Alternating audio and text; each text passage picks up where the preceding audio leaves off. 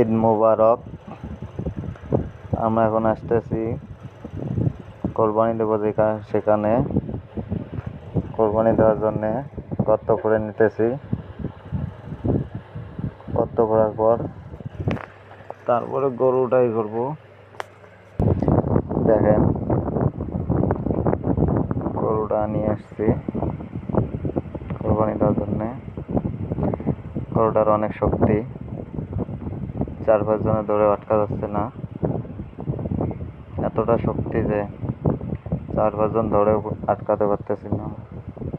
তারপরে আরো লোক নিয়ে আসছি গরুটা করার জন্য। দেখতেই পাচ্ছেন, দেখেন কি অবস্থা, গরুটা তো সামলাতে পারতেছে। দেখেন কি অবস্থা, এখন পর্যন্ত করতে পারিনি, গরুটা সবাইতে পারিনি। কোরবানিটা তো দেব, এতটা শক্তি দেখাচ্ছে কল্পনার বাইরে। বড় ভাই এখন ধরবে একটু করে। দেখেন দড়ি বেছে নিচ্ছি আবার,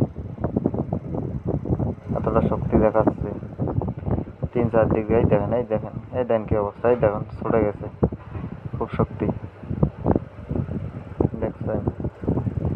এই দেখেন আটকাতে পারতেছে না 3 জন, কি অবস্থাটা।